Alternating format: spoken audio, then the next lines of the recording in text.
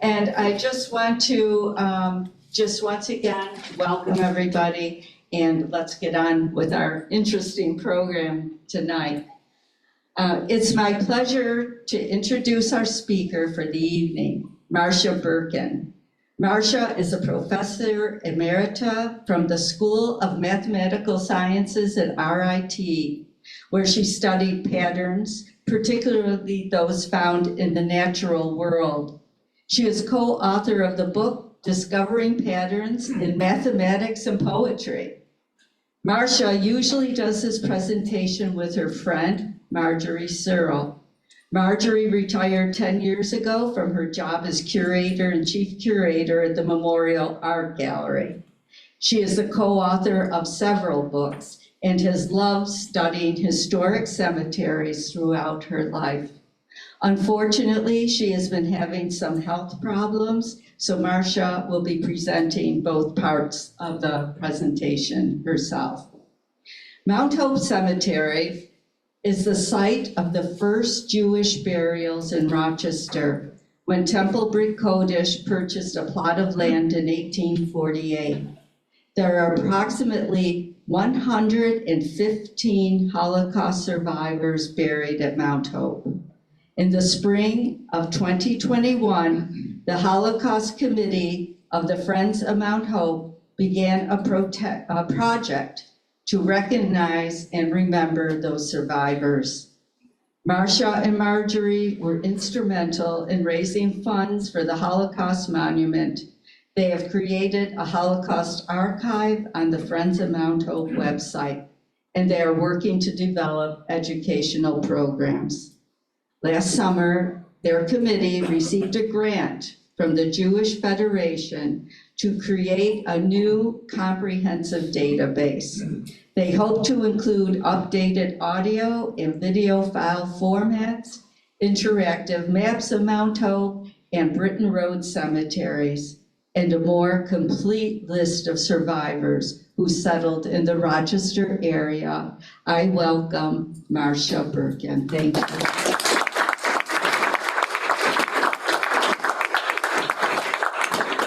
And thank you for that lovely introduction.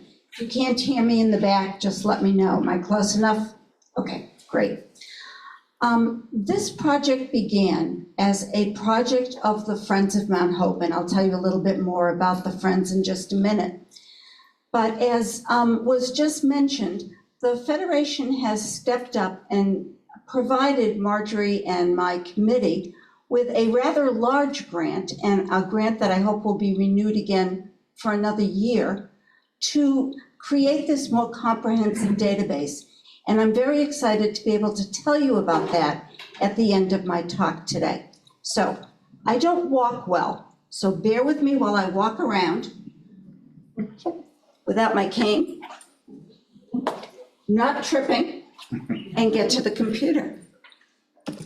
All right. Let's start right here. So, what do we know about Mount Hope? It was actually started in 1838 as a municipal rural Victorian cemetery. Rural was important because it was outside of the city limits. It had beautiful, wonderful land that could be used. It has 196 acres, and that rolling, glacially carved, hilly section is on the north end of the cemetery. The south end of the cemetery is flatter, and as a result is easier for me to walk. But the whole cemetery lends itself to strolling, hiking, picnics, running, biking, dog walking, etc. I have had 2 dogs who consider it to be their home. Being a municipal cemetery is very important because that makes Mount Hope open to everybody. There's no selection based on religion, based on race, based on background. And Mount Hope, most of all, is a place of stories. The Friends of Mount Hope is a nonprofit that was founded in 1980, and its goal is to restore, preserve, and encourage use of the cemetery But most importantly for me, and the reason that I got involved, is that it's also wanting to tell the stories of the people who are buried there. Now, I say there's a lot of stories. The most famous stories, the best known stories, are those of Susan B. Anthony and Frederick Douglass. And their grave sites are in Mount Hope. Many of you probably remember the election when Hillary Clinton was running for president, and that began the tradition of sticking your "I voted" sticker on Susan B. Anthony's grave, as is shown here. And there recently was a rededication at the Frederick Douglass plot where stones were put in for Anna Murray Douglass and Annie Douglass, Frederick's wife and his daughter. And I was privileged to be able to attend that. We're going to tell you a different story today. I think of Marjorie as being right here. We tag team this talk, and I'm so used to doing it with her that it's hard for me not to talk to her while she's here. Okay, let's go to the next slide. As was mentioned, the very first obligation of any Jewish congregation, when a congregation forms, before getting a building built or doing anything of that nature, there's the obligation to purchase a burial site, to have a plot of land in which to bury your members. And Mount Hope was started in 1838, but by 1848, the first Jewish burial plot. Everything okay? I'm trying to make sure it looks good, sorry. Okay, no problem. The first Jewish burial plot was purchased in Mount Hope Cemetery. That's quite a long time before there was actually a Jewish cemetery in Rochester. It wasn't until 1881 that land was purchased by another synagogue, and a Jewish cemetery was formed on Britton Road in Greece that now is known as the Britton Road and Stone Road Cemeteries, which you may be familiar with. This original plot of Temple Brit Kodesh, which you can see here, Temple Brit Kodesh was actually an Orthodox synagogue at that time because there was only Orthodox Judaism. So the people who came from Europe to Rochester practiced Orthodox Judaism, and therefore most of the gravestones are in Hebrew. Many of them had fallen into disrepair. They'd either been toppled over, not through vandalism, just through age. Tree limbs fall down and knock the stone over, or somebody leans on the stone and the stone goes over, or the stone cracks from water getting into it. And it was in need of repair. So in the spring of 2021, the Friends of Mount Hope, who had gotten a grant in the previous year, rededicated that original Temple Brit Kodesh plot. Now, while that ceremony was going on, a visitor came onto the land, came onto Mount Hope. He wasn't there for that rededication ceremony, but he stopped a stranger in the road and said, "Do you know where I would find the graves of Holocaust survivors?" Well, it just so happened that the person he stopped was a board member of the Friends of Mount Hope, a man by the name of Tony Filer. More than that, talk about coincidence, Tony had attended MCC, and while he was at MCC, he was very active in a group known as the Holocaust, Genocide, and Human Rights Project. And I'll tell you a little bit more about that as well. So he heard Holocaust, his ears perked up. He jumped into this man's car and said, "Let's drive over to the south end of the cemetery where I know I've seen graves that have a marking on them that say Holocaust survivors." That is how our project began. Tony walked around with this gentleman who is a filmmaker, as a matter of fact, and they were able to find a couple of graves that were marked Holocaust survivor. But he came back to the next board meeting and said, "I just found 5 or 6 by walking around. There must be a lot of people buried here who are Holocaust survivors. I think we should do something about it." And the board stepped right up and agreed to form a committee. which is what all good boards do. Isn't that right?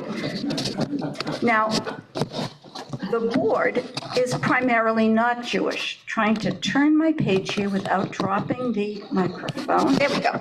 I got it. Okay. They charged this Holocaust committee that they formed. Oh, and of course, then they needed somebody to chair the Holocaust committee. Well, Marjorie, my missing partner, was a member of the board. So they asked Marjorie to co-chair it. And then they knew that I was volunteering with my husband and that we were both Jewish. So they asked if I would, and they knew Marjorie and I were friends. So they asked if I would co-chair it with Marjorie. And they gave us 3 tasks to do. Determine the number of Holocaust survivors that are buried at Mount Hope. That turned out to be the most difficult.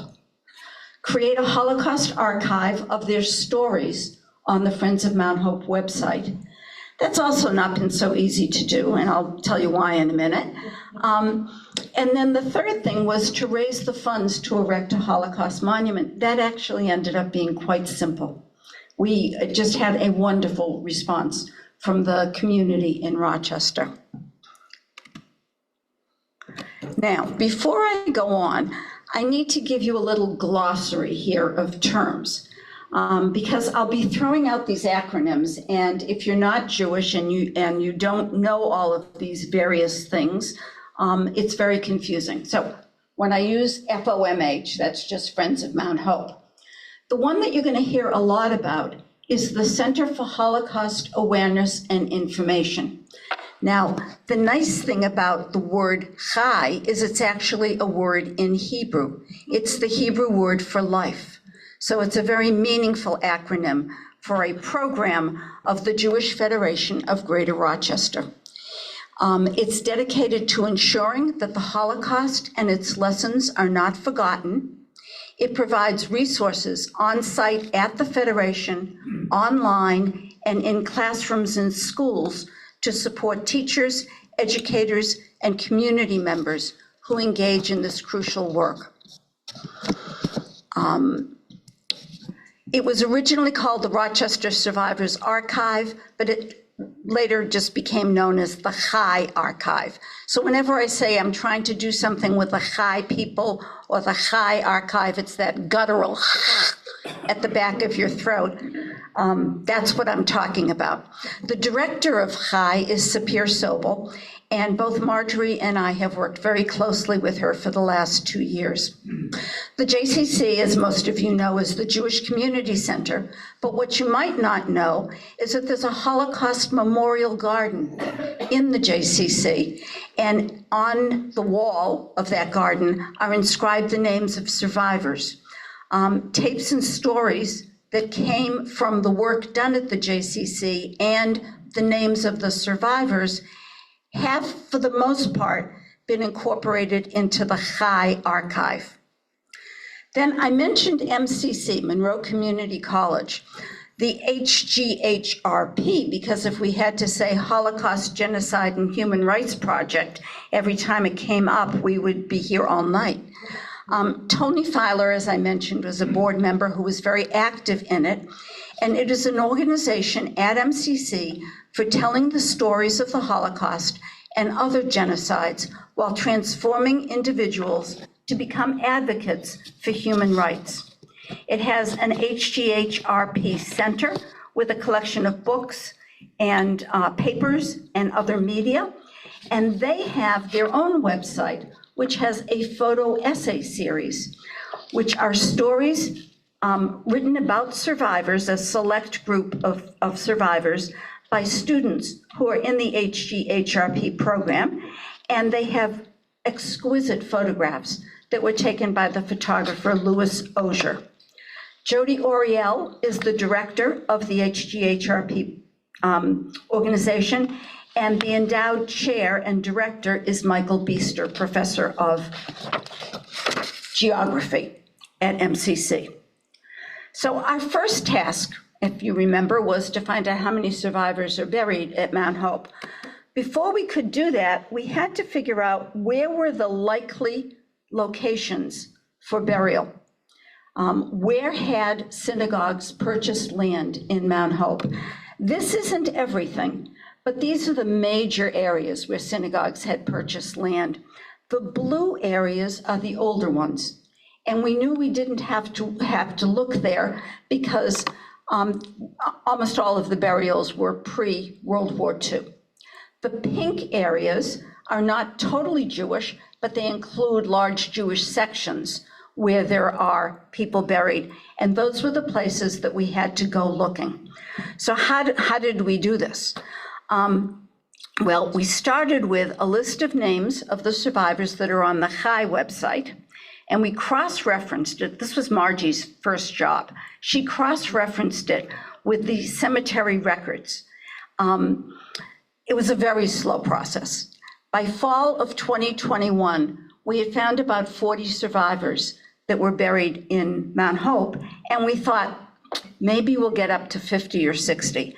By August of 2022, we had found more than 90, and by May of 2023, when we had our monument dedicated, we had 110 names. Currently, we know of 134 survivors buried at Mount Hope, which is almost equal to the number of Holocaust survivors that are buried at Britton Road Cemetery, the large Jewish cemeteries. Our second step was to create the archive. And I gave you the website there for finding it, but if you just go to fmoh.org, which is the Friends of Mount Hope website, if you go to cemetery and scroll down, you'll find the Holocaust archive. And what we do is for each survivor, we put up a picture of the gravestone, the location of the gravestone, which sometimes is helpful and sometimes is just more confusing. The way the cemetery is broken up into sections, I find very confusing, and I often have trouble finding people. But we try to give the birth and death date, where the person was born, if it's known, and their Holocaust story. Now, what we did is we originally linked as many as we could to the Chai website, which already had stories up there.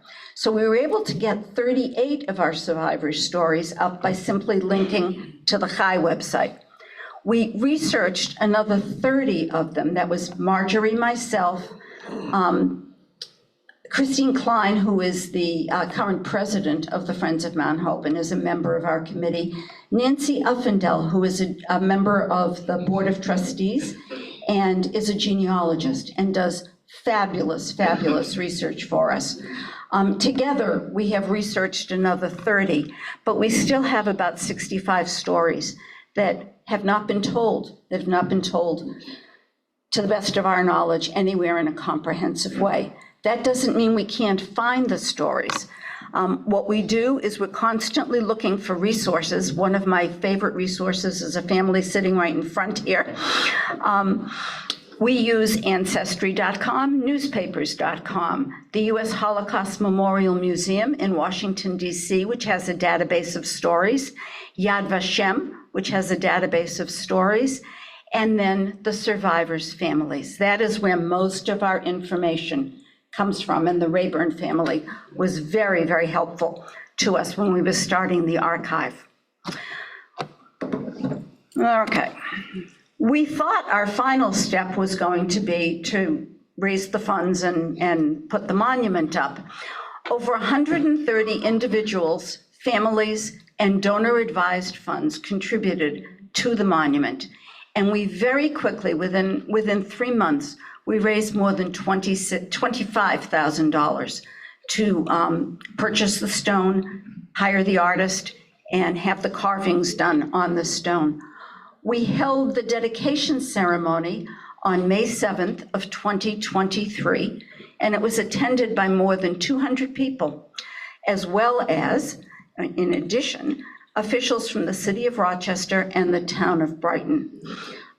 It was recorded by WXXI, who made a 3-minute summary that's posted on the What's Good Rochester YouTube channel. And the inscription for me is particularly important, and I'm sure you can't read it there, so I will read it to you. It says, Zachor, which is Hebrew for remember.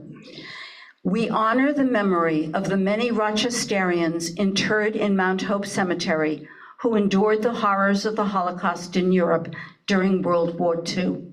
May their stories inspire us to create a more caring community. Now, what I usually do at this point is Marjorie and I divide up who we want to talk about, and we pick 1 or 2 families, usually 2 to 4 people, and we talk about particular families whose stories are intriguing, maybe horrifying, but important to know. But I decided we were going to do this a little bit differently tonight, and that is to go first and talk about what is the Jewish history of Irondequoit. Jews first settled in Rochester in the 1830s and 40s, and through the 1950s, maybe the 40s and into the very early 50s, the primary location of Jewish homes and businesses was the Joseph Avenue area downtown. As Joseph Avenue became more crowded, beginning in the early 20th century, but primarily in the 40s and 50s, Jews began migrating to Britton and Irondequoit. Those were the hot spots to live, very desirable. Holocaust survivors, came to Rochester in the 1940s, 50s, and 60s, and they moved with this migration, many to Irondequoit. Among them are Lily Sherman and her husband, Frank. Frank passed away in 1999. Lily, at 97, still lives in her home in Irondequoit. And you're going to hear more about the Shermans in just a minute. Well, shifting populations. As the populations in Britton and Irondequoit had their income increase, they had increasing affluence and availability to new construction, they started moving as well. Now, what were the hot spots?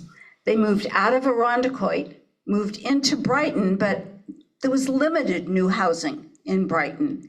And so they started moving to Pittsford. That was the new hot spot at that time. Well, what happened was there had been 2 synagogues, Temple Emmanuel, which is a Reform synagogue, and Temple Beth David, which was an egalitarian conservative synagogue, both on St. Paul Boulevard, just down the road from each other in Irondequoit. They both closed. They didn't close in that they both still exist, but they closed their buildings in Irondequoit. Temple Emmanuel was established in 1953, but in December of 2020, it moved to its new location at the JCC in Britton. Temple Beth David was established in 1964, and it moved in 2014 and is now located in a shared space with Temple Bethel in Britton. Okay, so now I'm going to tell you the story of Frank and Lily Sherman. And if it's okay with you, I'm going to sit.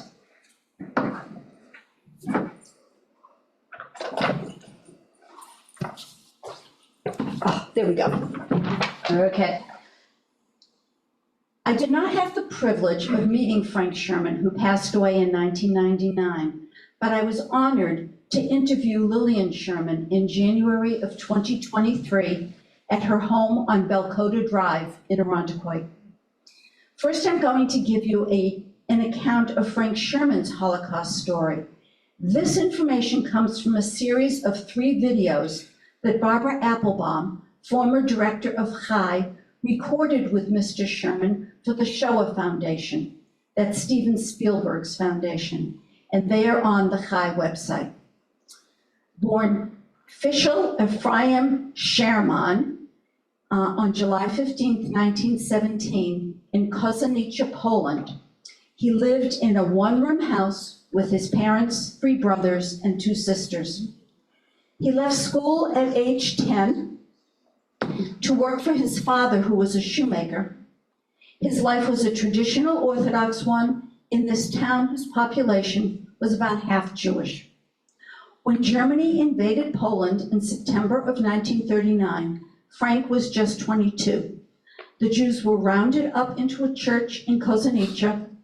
His parents and younger siblings were released and temporarily allowed to go home, but Frank and his older brother were sent to their first concentration camp, a work camp in Radom, Poland. The work was hard, food scarce, and the conditions poor. Shortly, the Radom camp was evacuated and the prisoners were sent to Kushyn, Poland, another work camp, where they lived in unfinished buildings with no heat and thatched straw roofs. His older brother refused to do the work and so was taken away and killed. Frank never saw him again, but he was allowed to go home briefly to see his family, and he walked 36 miles to Kozanica, only to discover it had been turned into a ghetto. He saw his younger brother, 2 sisters, and mother, but learned that his father had also been taken away by the Nazis and was never seen again. Conditions were terrible in the ghetto. The young men were once again rounded up, this time sent to the concentration camp Pionek in Poland, and he never saw his mother, sisters, or younger brother again. In Pionek, he worked in a munitions factory making powder, a job that burned both his fingers and his hands. Each day, the prisoners got a piece of bread and some soup. Frank stayed there until 1942, when he was sent to Auschwitz in a closed cattle car. Through the selection process, he was designated for work rather than to go to the gas chamber. And shortly after arriving, he was put back in a cattle car and taken from Auschwitz to what's called a sub-camp, the camp of Janina. And he worked there in a coal mine loading ammunitions and stayed there from 1943 to 44. The Germans were now on the run, and they evacuated Janina, loading the prisoners yet again into cattle cars. First, the trains were sent to, and you'll have to bear with me here, I think I have the pronunciations right, but you listen on the internet to how to pronounce something and it's never quite the way it should be. So I have first they were sent to Glojewitz, that's the one that's Gleiwitz, concentration camp. It was full. That's because the Germans were trying to escape and people were being dumped into camps from other camps. And so they kept them on the train, never let them off, no food, no water, no bathroom facilities, and they were taken to Flossenburg concentration camp. It was also full. They next took them to Buchenwald. It was full, but they were allowed to get out and walk to the next concentration camp, which was Dachau.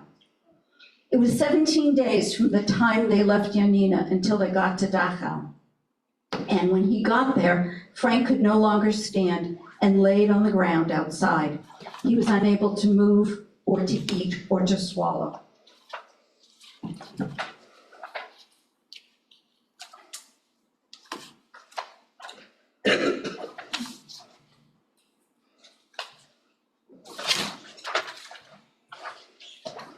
This was 1945, close to the end of the war.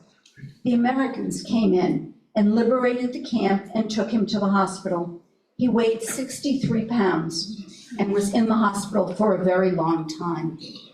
With a friend named Max, who was a friend from Kozanica, they decided to go to Landsberg, where there was a displaced persons camp. And they lived there with others from 1945 to 1948. It was there that he met his wife Lillian, and they got married in May of 1946. Frank and Lily wanted to go to Israel, where Lily's sister and brother-in-law lived, but it was too difficult to get in. So with a newborn son, Solomon, they came to the US in 1949. They had papers to go to Reading, Pennsylvania for a job in a shoe factory. If you remember, he was trained by his father as a shoemaker. The family stayed 2.5 years in Reading and then moved to Rochester, where they had a friend. He went to work for Bond's Clothing, where he was a presser for 12 years and later opened his own shoemaking business. Lily and Frank had 3 children. Solomon, born in the DP camp, a daughter Suzanne, born in Reading, and a son Steve, born in Rochester. Here, I'll get it for you. What do you want me to tap? Do space bar, Okay. okay? Yeah. And here's Frank, and then Frank, Lily, and their oldest son Solomon. Actually, one more. Yep. We're gonna go to Lily now. That's perfect, thank you. Sure. Much of the research that my committee has done in order to learn the stories of survivors happens in a serendipitous way. We often are not going out to learn something when something comes to us instead. Someone talks about our committee to someone else, which results in a series of introductions, which in turn result in our learning new information. And this is how I came to meet Lily Sherman. Pat Cochran, the past president of the Friends of Mount Hope and member of the Holocaust Committee and driving force behind the Holocaust Monument in Mount Hope Cemetery, moved to St. John's Meadows Senior Community in 2022. There she met another resident, Rhea Feinberg, a member of Temple Beth David, who had moved to St. John's from Irondequoit. Rhea was close friends with Lily Sherman and kept impressing upon Pat the importance of interviewing Lily for our project. Rhea was kind enough to introduce me to Lily and bring me to Lily's home on Belcota Drive, where I conducted a 2-hour interview. Lily's mind in her late 90s, at that time, this is almost a year ago, was as sharp as ever, and this is the story she told me. And to ensure accuracy of my notes, I didn't doubt Lily, I doubted my notes at times. I checked the dates and details using more than 2 hours of oral history that was recorded by Lily at the U.S. Holocaust Memorial Museum. Lillian Gross was born in Nišna Studena, Czechoslovakia, now the Czech Republic, in 1927, to Solomon and Rachel Gross.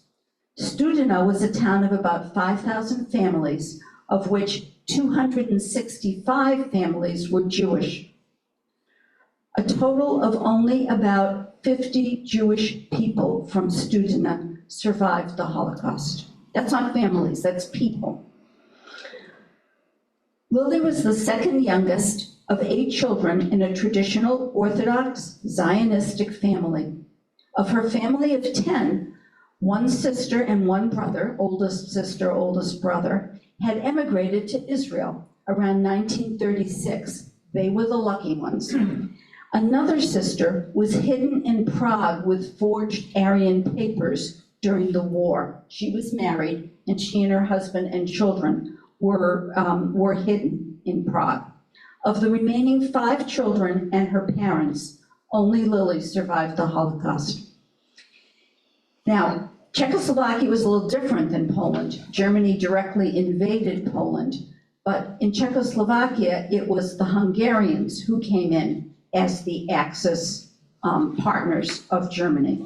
So in 1938, the Hungarians came to Czechoslovakia and things turned bad for the Jews. Her father's business was taken, Jewish children were not allowed to go to school, and Jews were not allowed to be on the streets after dark. In 1941, at 4 a.m. on the Jewish holiday of Tisha B'Av, her family of 7 was taken away by the Hungarians, along with all the Jews from their town, and they were shipped to Poland. There they were chased from town to town as they wandered the countryside. A large group of them, many hundred, came to a bridge on the Nisha River, and there the Hungarian soldiers had set up machine guns to shoot at the Jews as they were trying to flee. There were a few hundred Jews in this group being shot at. Only 35 survived. Lily was wounded in the leg, but her father and 1 brother were killed. Her mother, younger sister, and another brother survived.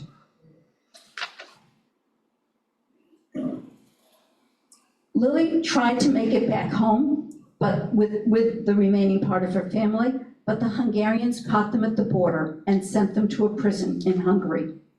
From there, they were shipped to Auschwitz in open flatbed train cars. So unlike the cattle cars that you're used to seeing in documentary presentations, these were open cars, flatbed cars, cars that you would put lumber on to ship it. And people just kept falling off the cars because there was nothing to hold them in. There was no food, no water, no toilets, no anything. They arrived in Auschwitz in May of 1943, and there met Mengele. Mengele was sorting the people. Lily and her younger sister Gittel were chosen for work, but her mother was sent to her death. Those chosen for work were sent to the shower and to have their heads shaved. They then stood naked outside for over 10 hours before being given some clothing. Lily, Gittel, and 3 girls they knew from back home in Studena stayed together, and they were all together in Auschwitz Barrack number 11. There they slept, 5 girls to a bunk bed, 3 levels high, with no straw, no mattress, and 1 blanket for all 5 girls. In the morning, if they were lucky, they would get a cup of ersatz coffee, and at night they would get a cup of weak broth. Occasionally, a piece of bread was thrown in. Lily and Gittel stayed in Auschwitz for about 5 months. Again, the Allies are getting close. The Germans are fleeing the camps and moving the prisoners. This time, were moving them from Auschwitz to Kaufering concentration camp, which is actually near the town of Landsberg, where ultimately a DP camp was. The Germans needed 1,000 girls to work in Kaufering, so Lily's entire bunk was sent in cattle cars to this new camp. When they got there, there was no place for them to sleep or to stay, and they were told to dig out the earth and make a roof for themselves. There were no windows, just a roof over a dugout hole. Kaufering was a system of 11 sub-camps of the Dachau concentration camp, where the prisoners worked to dig massive underground bunkers for the production of Messerschmitt planes for Germany.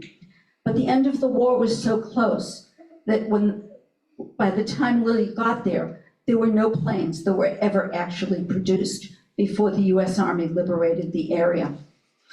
Lily and Gittel stayed at Kaufering during hard labor before they were sent to Bergen-Belsen. Kaufering was evacuated because the Russians were getting close. They were put on a train and cattle cars to the death camp Bergen-Belsen, where conditions were worse. There were many prisoners dying every day, and corpses were piling up 2 to 3 feet high. Lily and Gittel were too weak to work. There were no bunk beds like Auschwitz. They slept on the floor. There were no blankets. Lice was rampant since there was no disinfectant, which there had been at Auschwitz. Whoever thought Auschwitz would be the gold standard? Their bread was mixed with sawdust. The British were getting very close, so the German soldiers left and put the Hungarian soldiers in charge. Airplanes suddenly were overhead, lighting up the whole camp and dropping leaflets in German saying that the US Army was coming. Lily sat all night on the steps watching, and early in the morning of April 15th, 1945, a British tank came into the camp with British soldiers and a Jewish Czech doctor. They would provide food, water, and try to help with medical issues. Unfortunately, the help often was not the right kind of help. They gave them the rations that the soldiers had, but they could not swallow or keep the food down. Lily weighed less than 60 pounds, and her 2 legs were so swollen that each was bigger than the girth of her body. The British established a camp and tried to help, but typhoid was rampant, the food they provided was too rich, and this caused dysentery. Unfortunately, Gittel died from typhoid just 2 months after the liberation. And in fact, 15,000 of the girls from Bergen-Belsen died within 4 weeks after liberation. Lily went home looking for family. but only stayed a few hours when she found no one. So she decided to go to Prague, where her sister had formerly lived. Excuse me. There we go. Her sister Dora had hidden there with her family using Aryan papers. And in a chance encounter, they ran into each other on the street. Dora was about 36, Lily was only 18, and Dora, of course, took Lily in. But Lily was very uncomfortable and unhappy because there were no Jews left in Prague. And she decided she wanted to go to Israel. So she returned to Germany and the Landsberg DP camp, where she stayed for 5 years. She met Frank. He was 26 at the time, she was 18, and they married in May of 46.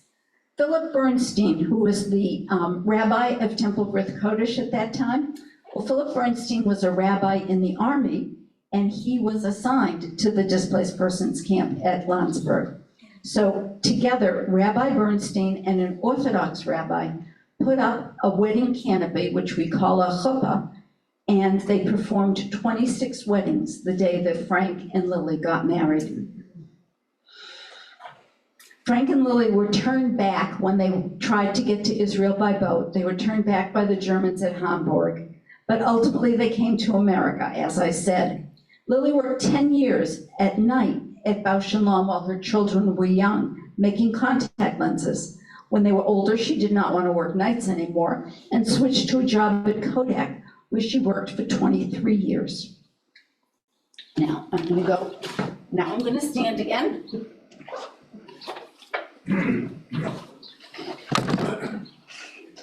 Okay. This is Lily and her youngest son, Steve, in the Holocaust Memorial Garden at the JCC, looking for Frank's name on the wall, and her name as well, but looking for their names on the wall.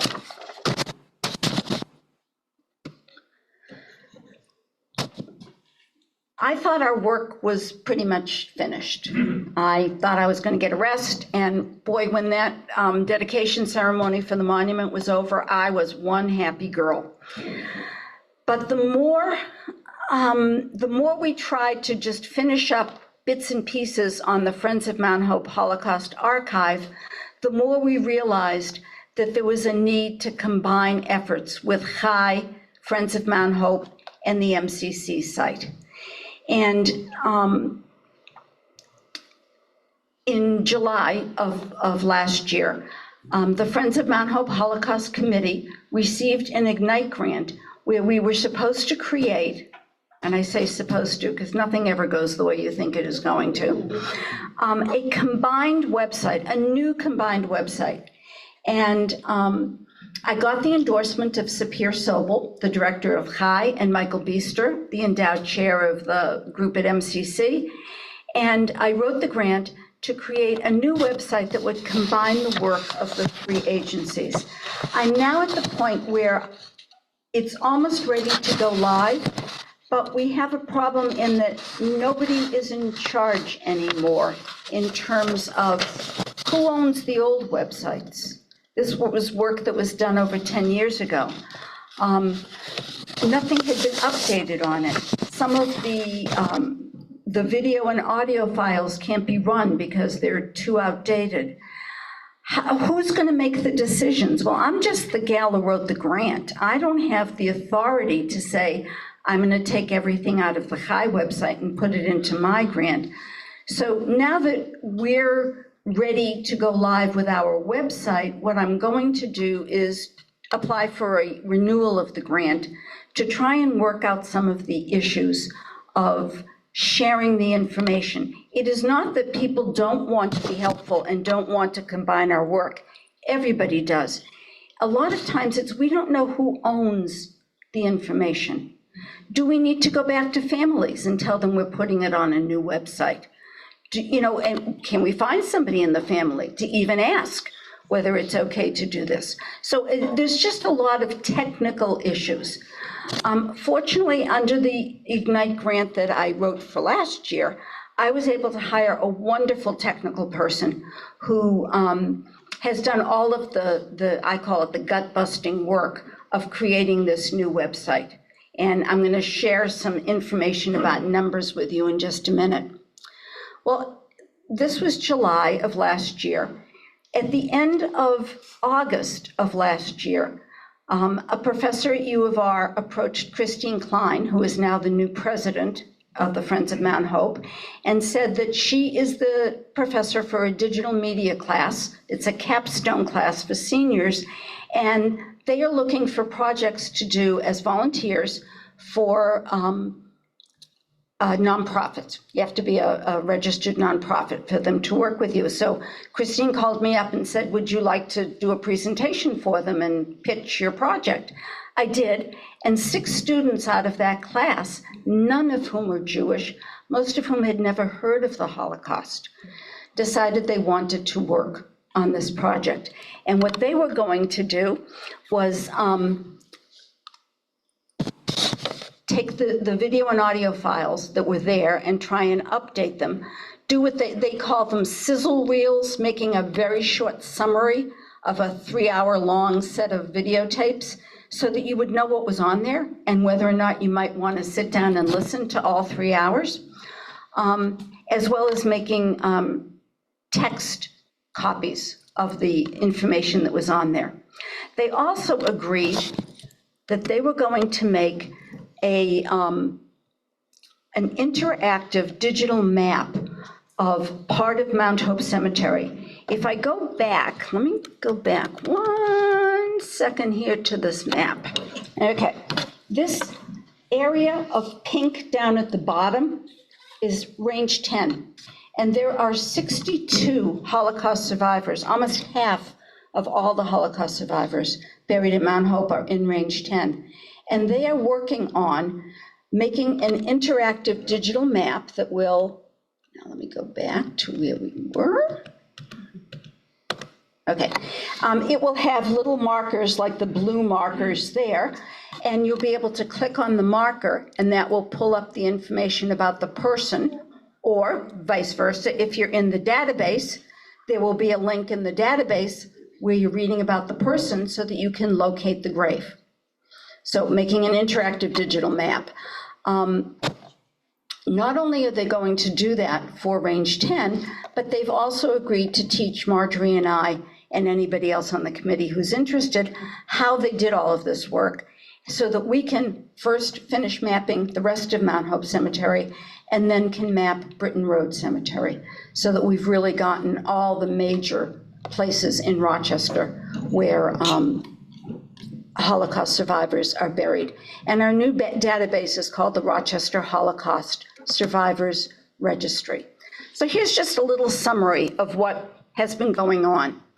In spring of 2021, when Marjorie and I agreed that we were going to do this, the Chai archive online had 311 names, of which only 172 had their stories told. The MCC photo essay series had had 29 names, but 24 of those 29 names were already on the Chai website. The Friends of Mount Hope archive didn't exist, and there was no information anywhere in any of those archives about burial locations.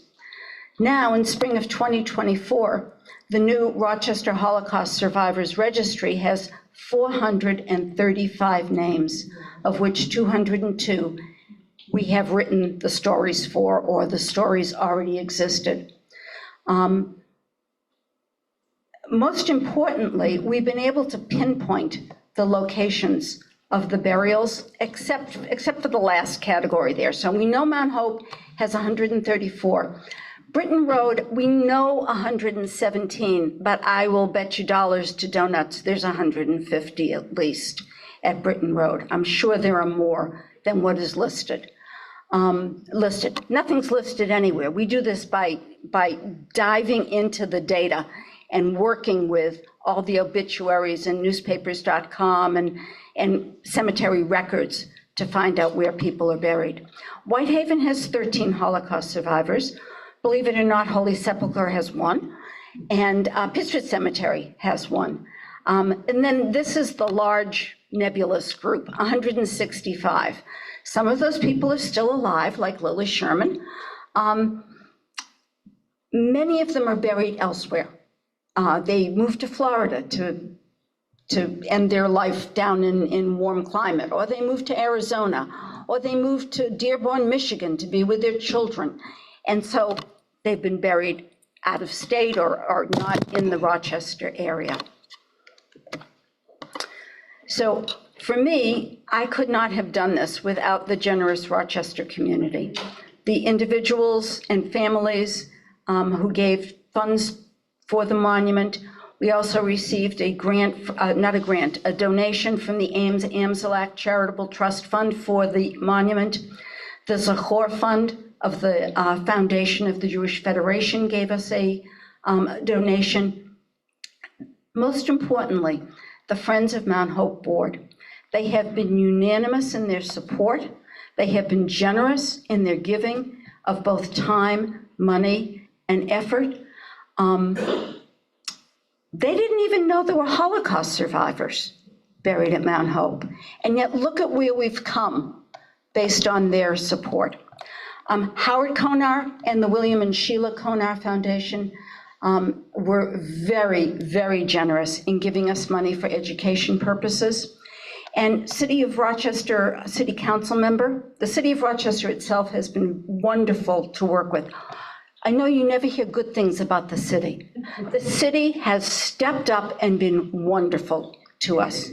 And City Council member Mitch Gruber, who happens to be Jewish and a member of my synagogue, but that isn't why he did it. He was instrumental in getting us all of the city support that we got. And then, of course, I have to thank the Federation. So I'm going to close, and of course, I'll take questions, but I'm just going to leave some information up there. If you have an interest in finding out more, those are some websites you might want to go to. So thank you.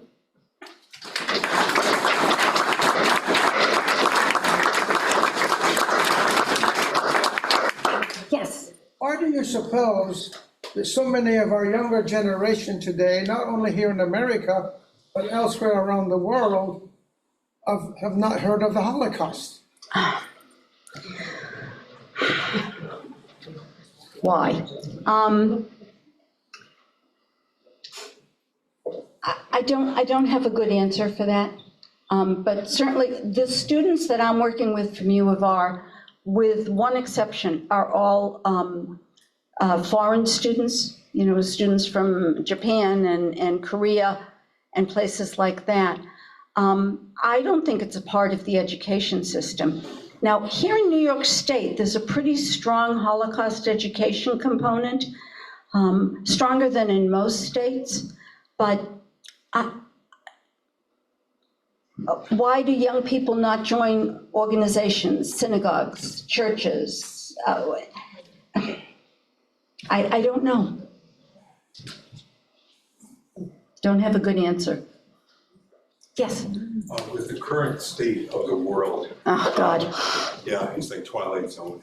Have you considered, by making this stuff available, have you considered like neo-Nazi groups going in and analyzing? Have you done anything to protect the graves? The person, that's a very good question, and it's something that keeps me up at night a lot. However, if you were a neo-Nazi, you don't need my map to go into Mount Hope and find the Jewish sections. It's very clear. All the stones have stars on them. If you want to do vandalism, you're going to be able to do it without my website. But it is something that keeps me up at night. However, I also have a wonderful tech person that I hired under the grant who happens to be he's not Jewish, but he's the chief technology person for Jewish Senior Life. So he's very clued in to Judaism. And he is being very careful about everything we do. So for instance, the students at U of R wanted to put everything they were doing on YouTube. And he said, no, you can't do that. You can't do that. We don't own the information. You can't take a video somebody did for Shoah Foundation and put a synopsis on YouTube. It's not right. But, you know, kids think differently. They say, but if it's on YouTube, everyone will see it. Yeah.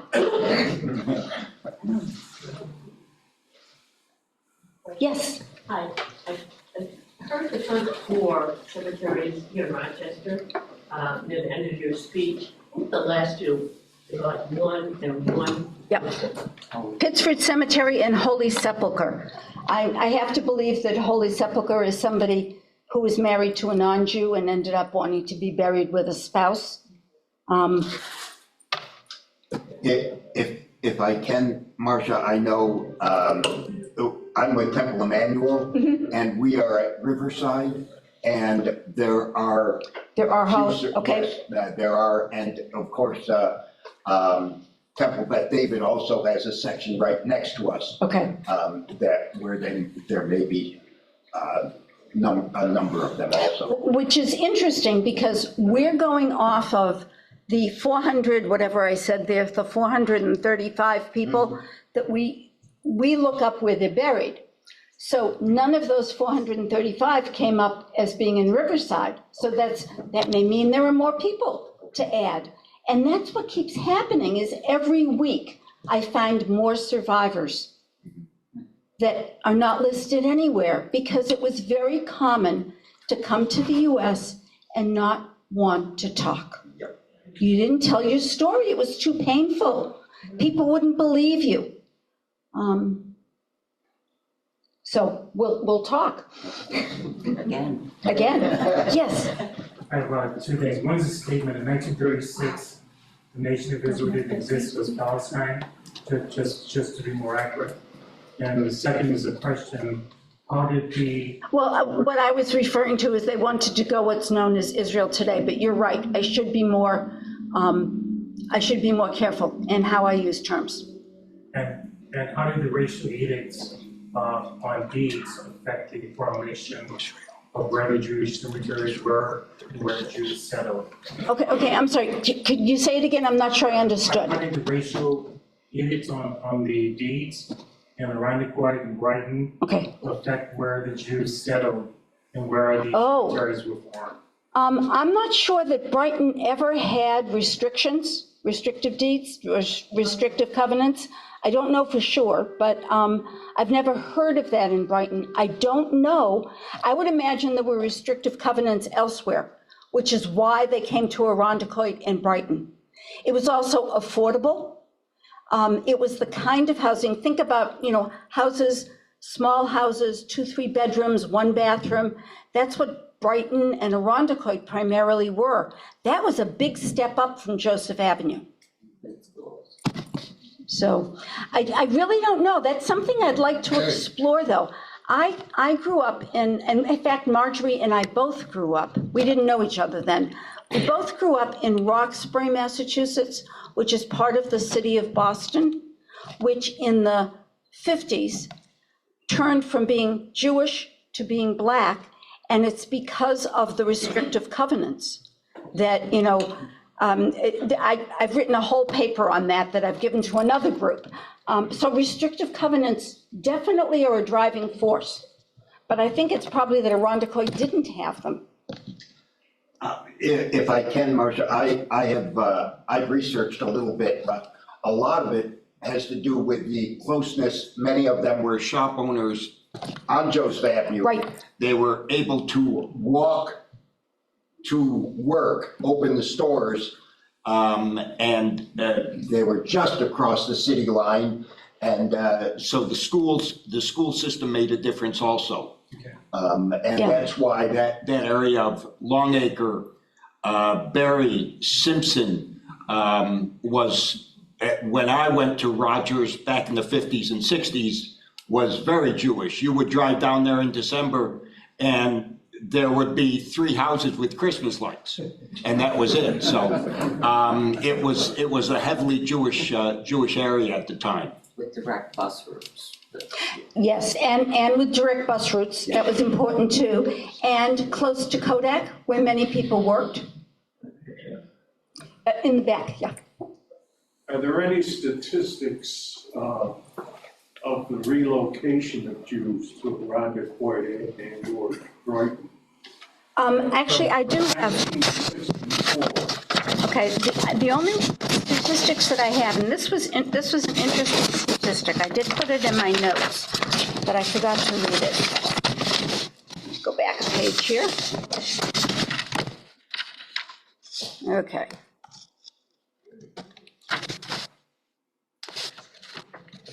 All right. In the Jewish Federation of Greater Rochester does demographic studies from time to time.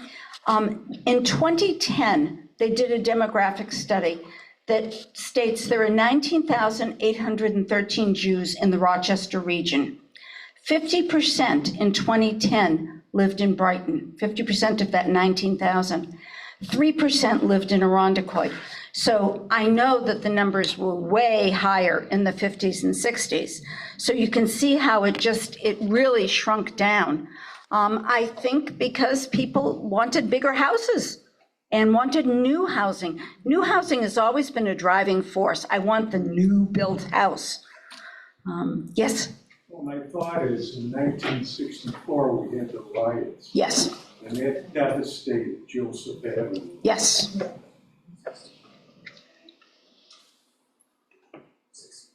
Yes, sir.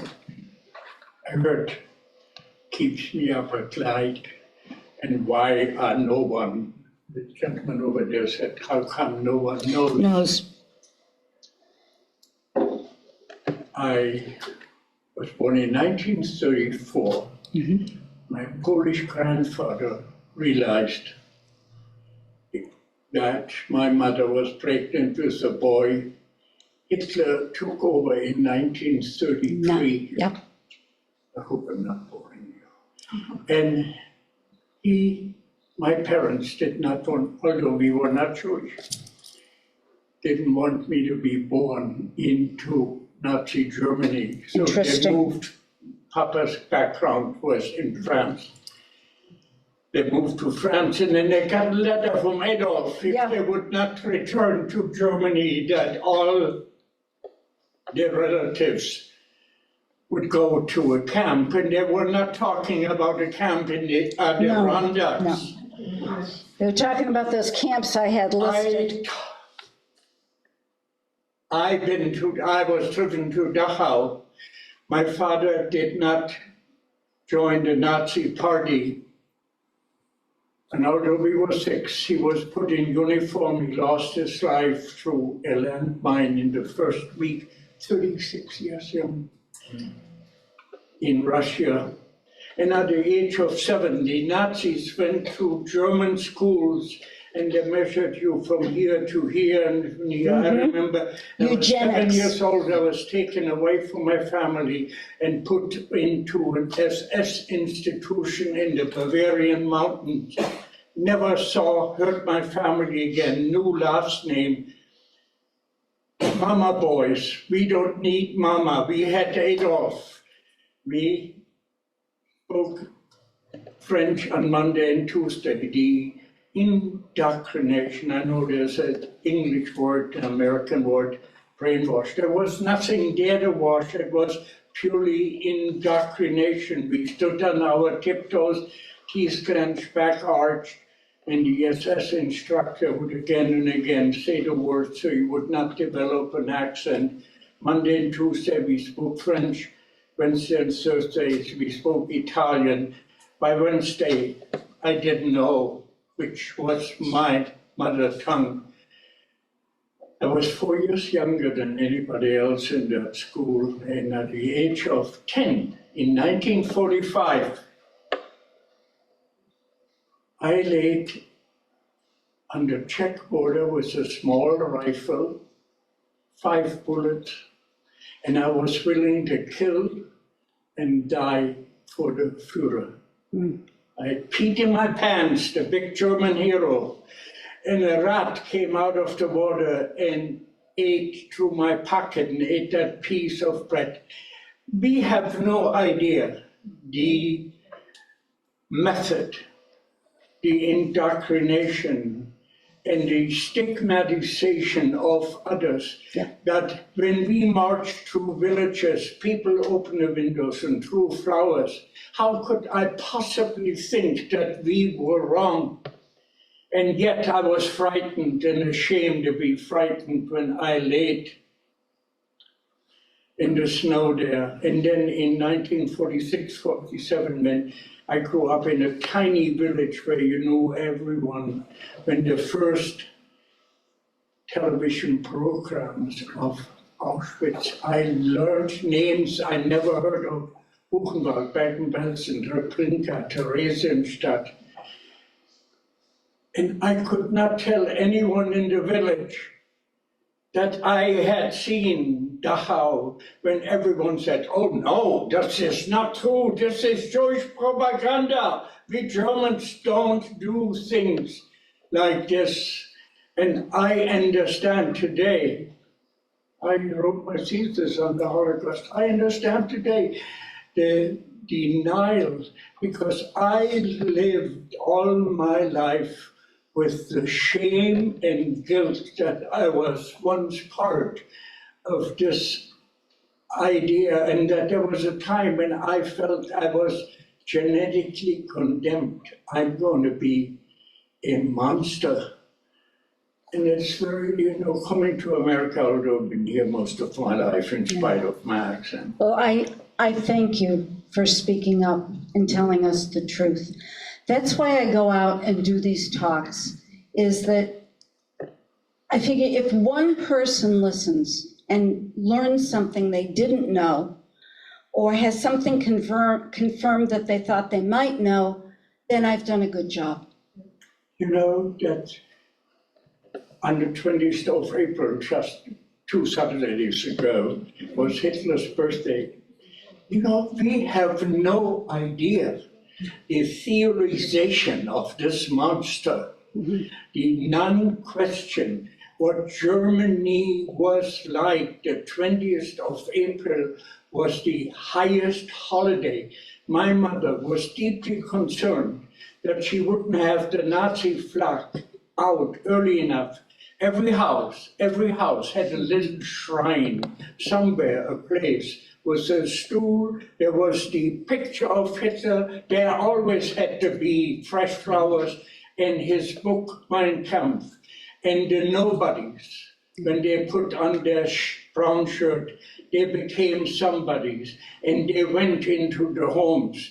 They were hoping to find someone so they could express their power, that you did not maintain that sanctuary, that idealization. We have no idea. With this Well, I think we're seeing a lot of it today on college campuses. I'm going to put on my keffiyeh, and I'm going to fight for the good guys, Hamas, because Hamas just was, they didn't really do any of that raping or beheading. We want to believe in some ideal. I think I'm being pulled off the stage, so. Can I just ask one question? Yes. Or maybe afterwards. My son's house on Lake Avenue backs up to Britton Road, Stone Road Cemetery, and he's very interested in history. How can he find out more about the history of that cemetery? Well, there is a website for Britton Road Cemetery, for the Cemetery Association, and it has the name and phone number of the person who is the head of the Britton Road Cemetery Association on there. She happens to be giving a tour of Britton Road Cemetery for Temple Sinai's women's group, Women's Havara. I can get you the information about that tour. I'm sure it's open to anyone. Okay, thank you. And ma'am, we have learned nothing. I agree. We are reliving the stories of Germany right here in this wonderful country. I would like to thank you so much for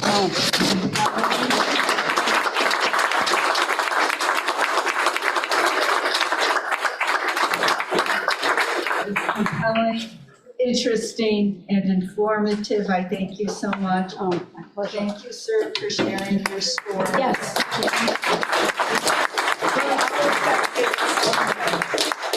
So I would like to conclude our presentation. You can stay to ask questions and I'm talk to happy to people. stay. We have cookies and refreshments here at the table. So please stay and. Would you be kind enough?